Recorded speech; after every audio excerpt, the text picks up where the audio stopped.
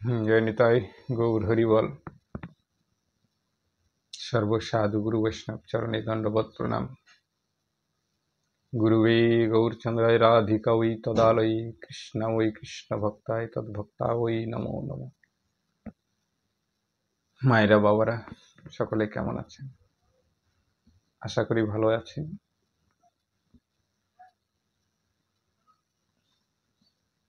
সকলের মঙ্গল কামনা করে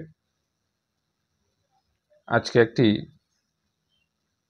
আরো একটি কথা মনে পড়ে গেল জন্যে ভিডিওতে বসলাম। অনেকেরই জিজ্ঞাসা থাকে যে বাবা, অনেক মায়েদের জিজ্ঞাসা থাকে যে বাবা, মেয়েরা ঋতুবতী হলে কি পুজো পার্বণ দিতে পারে?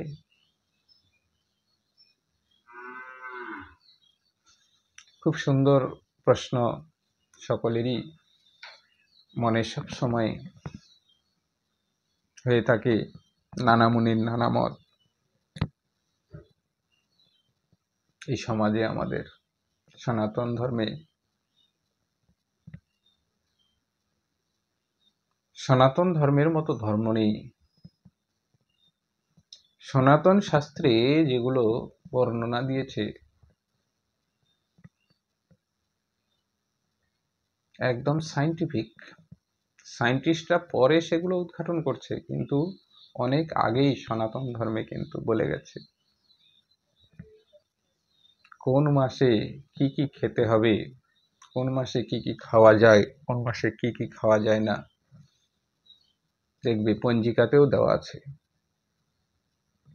কেন খাওয়া যায় না। এই মাসে ওইসব সবজির মধ্যে, ওইসব জিনিসের মধ্যে বিষ হয়ে যায় এইসব মাছগুলোতে, যেগুলো শরীর ক্ষতি করে। সায়েন্টিস্ট বলে, বৈজ্ঞানিকরা বলে, কিন্তু শাস্ত্রে বলে যে না, এইসব মাসে খাওয়া নিষেধ, এগুলো খাওয়া যাবে না। তো ভালোর জন্যই বলে। তো সনাতন শাস্ত্রে যেসব সিদ্ধান্ত দিয়ে গেছে, সেই সব সিদ্ধান্ত কিন্তু বহু পুরানো। আর আজকের সায়েন্টিস্ট বা বিজ্ঞানীরাও কিন্তু একটাও সনাতনী শাস্ত্র সম্বন্ধকে কখনো মিথ্যা প্রমাণ করতে পারেনি। যাই হোক, অনেকেরই জানার বড় আগ্রহ। তো দেখো, সবার আগে বলি যে ঠাকুর সেবা, পুজো করা, ভজন করা, এগুলো কিন্তু আলাদা জিনিস মা বাবারা। প্রতিদিন বাড়িতে আমরা পুজো দিই। হিন্দু সনাতন ধর্মে প্রত্যেকটা বাড়িতেও, দীক্ষা হোক শিক্ষা হোক না হোক, বাড়িতে কিন্তু প্রত্যেকেই পূজা হয়। প্রতিদিন না হলেও বৃহস্পতিবার, শনিবার, অনেকে মঙ্গলবারে মঙ্গলচণ্ডী, বিভিন্ন দেবদেবীর পুজো কিন্তু প্রত্যেকের বাড়িতে হয়ে থাকে। তাহলে এবার প্রশ্ন আসতে পারে, বাবা, পুজো কি, সাধন কি, ভজন কি?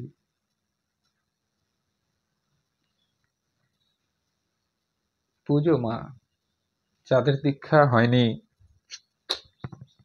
পূর্বপুরুষ থেকে বৃহস্পতিবার পালন করে এসেছে, মায়েদের বাড়িতেও দেখেছে, আমার বৌমায়েরা দেখেছে, হয়তো মায়ের বাড়িতেও মঙ্গলচণ্ডী করতো মা, হয়তো বৃহস্পতিবারে লক্ষ্মীর পুজো করত। লক্ষ্মীর পুজো করলে ধন সম্পদ বৃদ্ধি হয়, ধন সম্পদ বৃদ্ধি হবে, এই জেনে তারা কিন্তু করত। এইটা একটা পুজো।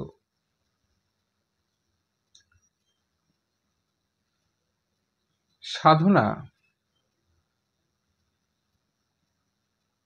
যারা গোবিন্দকে পাওয়ার জন্য সাধন বা ভজন করে থাকে, সেটা কিন্তু আলাদা জিনিস মা।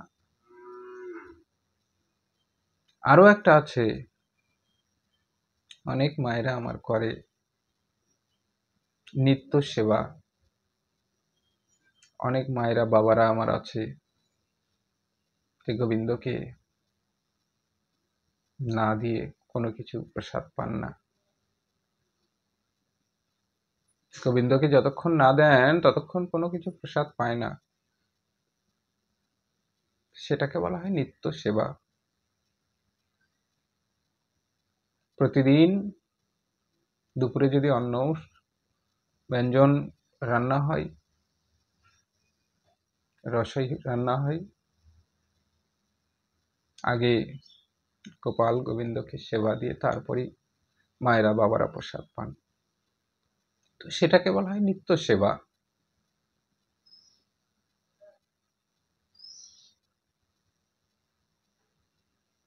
তো এবার বুঝুন, অল্প বিদ্যা ভয়ঙ্করী।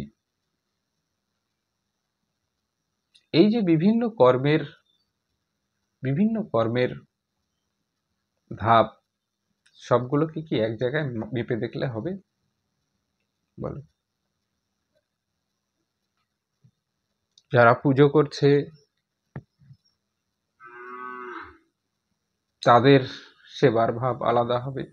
যারা নিত্য সেবা করছে, নিত্য সেবা গোপালকে দিচ্ছে, তাদের সম্বন্ধটা আলাদা।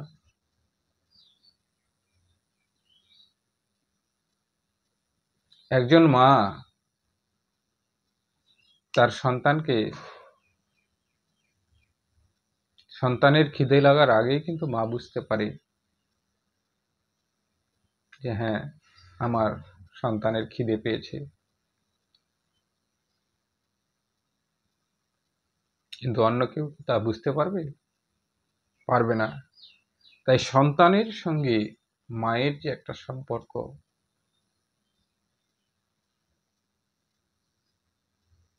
দেখো না, ছোট বাচ্চা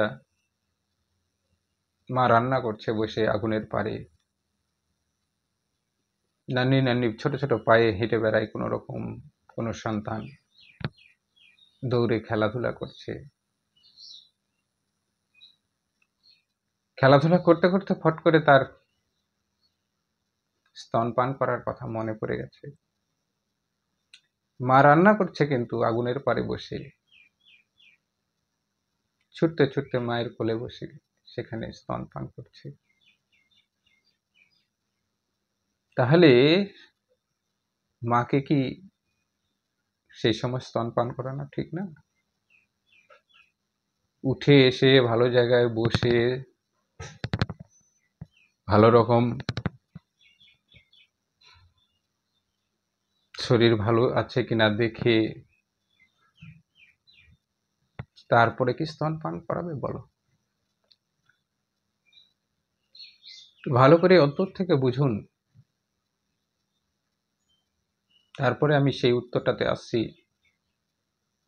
নারীরা ঋতুস্মতি হলে পুজো পার্বণ দিতে পারবে কিনা, সেই সিদ্ধান্তে অবশ্যই আসব। আগে বুঝুন। আর যদি ভিডিওগুলি ভালো লেগে থাকে একটু চ্যানেলটি সাবস্ক্রাইব করে বেল আইকন টিপে পাশে থাকুন। এরকম অনেক ভিডিও,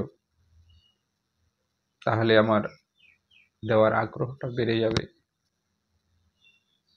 মনে করব যে না, কিছু মায়ের কিছু বাবার হয়তো সামান্য হলেও কাজে আসছে। কেননা মা শাস্ত্রে বলেছে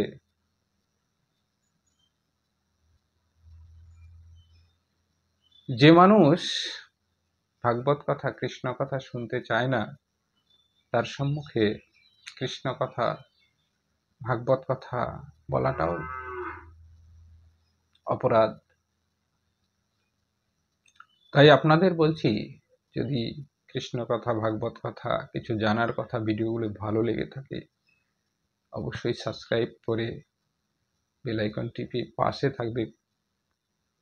একটু কমেন্ট করে জানাবে যে না বাবা, আমাদের কাজে আসছে, ভালো লাগছে। তাহলে আমি হয়তো আগে ভিডিও দেওয়ার চেষ্টা করব। না হলে তো আমি শাস্ত্র জানি যে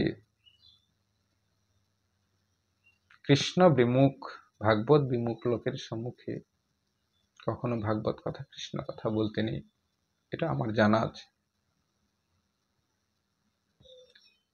তাহলে এবার ভাবুন যে সম্বন্ধ, যে মা তার সন্তানকে স্তন পান করার জন্য সময় দেখে না, শরীর শুদ্ধ দেখে না, অশুদ্ধ দেখে না, সেই মা যদি গোপালকে সন্তান মনে করে সেবা দেয় প্রতিদিন, ভালো করে লক্ষ্য করো, যে মা নিজের গোপালকে নিজের সন্তান রূপে প্রতিদিন নিত্য সেবা দিয়ে থাকে, এবার আপনারাই বলুন, সেই মা অপবিত্র যখন থাকবে তখন কি তার সন্তানকে স্তনদুগ্ধ পান করাবে না? নিশ্চয়ই করাবে। তাই বলছি, একমাত্র নিত্য সেবিকা যারা, যেসব মায়েরা নিত্য সেবা, নিত্য গোপাল সেবা, গোবিন্দ সেবা করে থাকো,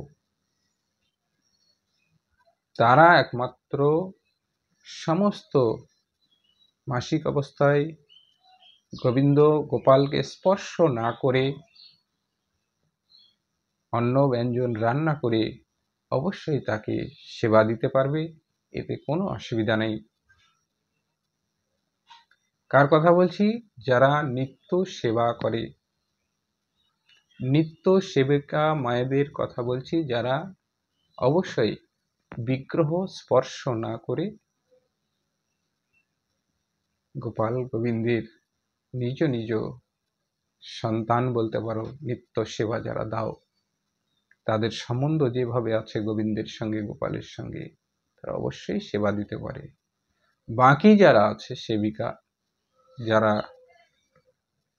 হয়তো বৃহস্পতিবার করে, মঙ্গলবার করে, শনিবার করে, তাদের জন্য কিন্তু এই নিয়ম ধার্য হবে না। মায়েরা অবশ্যই তোমরা ঋতুবতী হলে 3 দিন ঠাকুর ঘরে প্রবেশ করবে না, পুজো পার্বণ দেবে না, ব্রাহ্মণ বৈষ্ণব সেবা দিবে না।